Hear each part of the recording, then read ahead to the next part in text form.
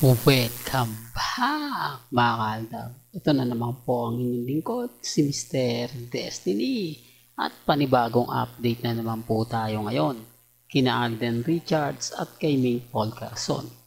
So, mga kaaldab, marami pong komento na bagsak daw po kasi o literal na humina ang Eat Bulaga kaya gagamitin daw po ang Aldab Nation para muling bumangon sa pagbagsak ng kanilang ratings. Sa mga hindi po nakakaalam, sa mga baguhan lang po at dumadaan sa channel natin, sa mga magsasabing hindi bagsak ang ratings, bagamat mababa pa o mataas pa ang ratings nila sa Showtime, hindi mo pwedeng sabihin bagsak. Ito po for the record lang po sa mga hindi po nakakaintindi at nakakaunawa.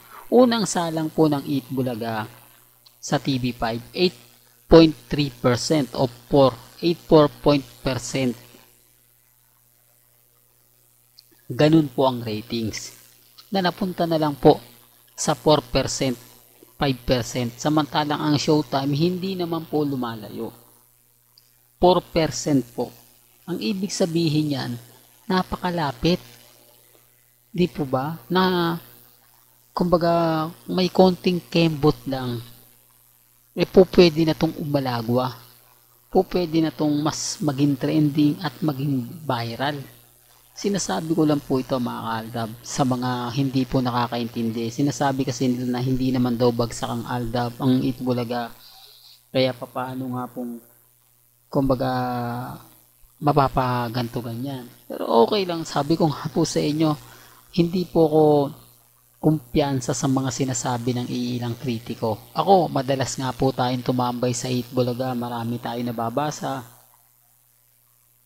nakikita na sinasabi nga po ng iba na kumbaga nami-miss nila si Alden Richards, kaya siguro ganito gagawin ng Eat Bulaga dahil marami po naghahanap, tapos trending na trending si Alden, trending din si Mengay, tamang pagkakataon. Sinabi ko na po sa inyo yan, di po ba? Literal pa, nagagamitin po talaga ng Eat Bulaga ang Aldab. Pero okay naman po yun eh. Pabor na pabor sa akin yun. Kung tatanungin nyo kung bakit, dahil dito po nalaman po natin o malalaman po nila na malakas pa rin po ang Aldab.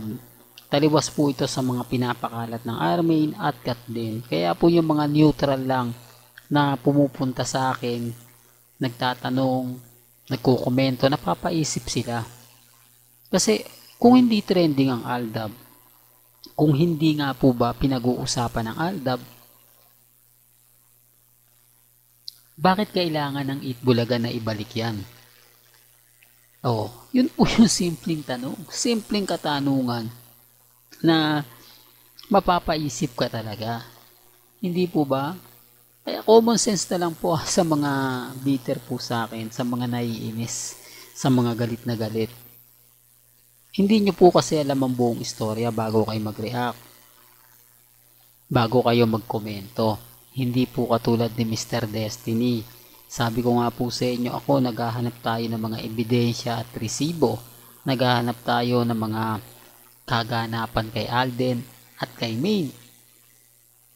Kung ano yung post ni Mengay, siya rin po yung post ni Alden Richards. Kaya yung mga kritiko natin lalong naiinis, lalong nagagalit. Bakit daw po natin pinapost yung mga bagay-bagay na wala naman daw pong kinalaman?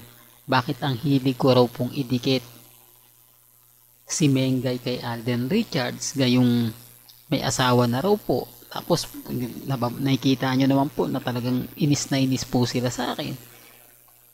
Kapag sila gumagawa ng mga edited picture, hindi naman natin pinakikialaman, di po ba? Kumbaga tuloy-tuloy lang ang ginagawa nila. Siyempre, normal lang po na patunayan ko dun po sa mga taong nagtatanong, sa mga taong kritiko o mga neutral na dumadaan po sa channel natin na sinasabi nilang, anong masasabi mo Mr. Destiny dito sa mga post na to na kumakalat?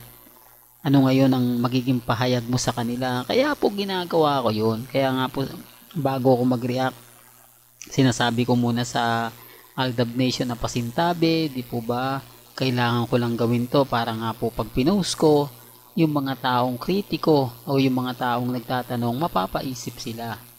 Po ba? O nga naman, bakit kailangan mag-edit ng Armain?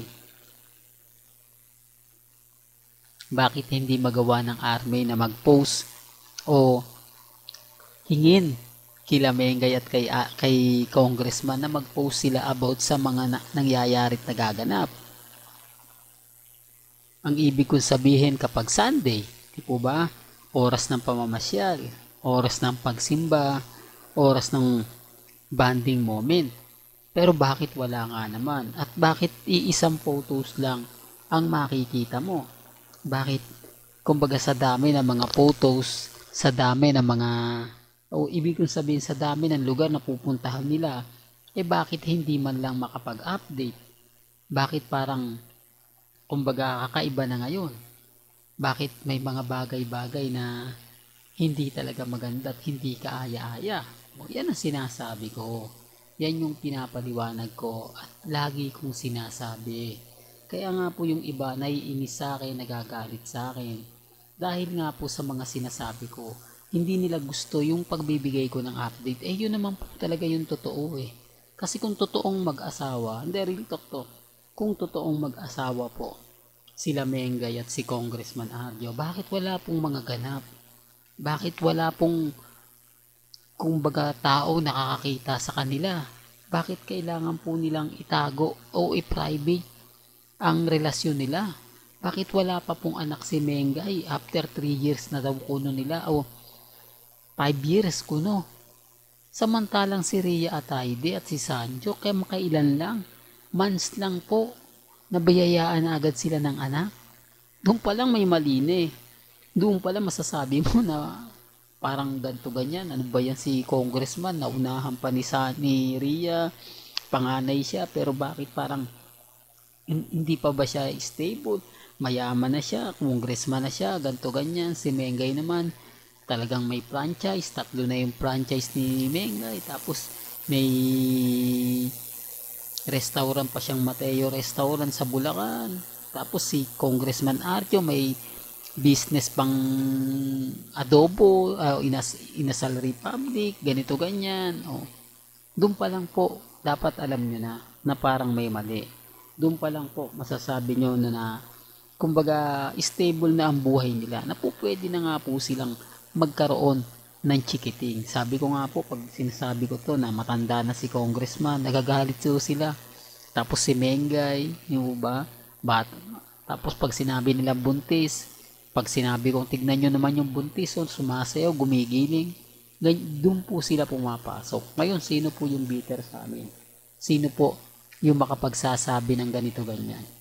At least ako mga kaaldab, masaya po dahil unti-unti nalalaman po natin ang buong istorya at ang buong katotohanan.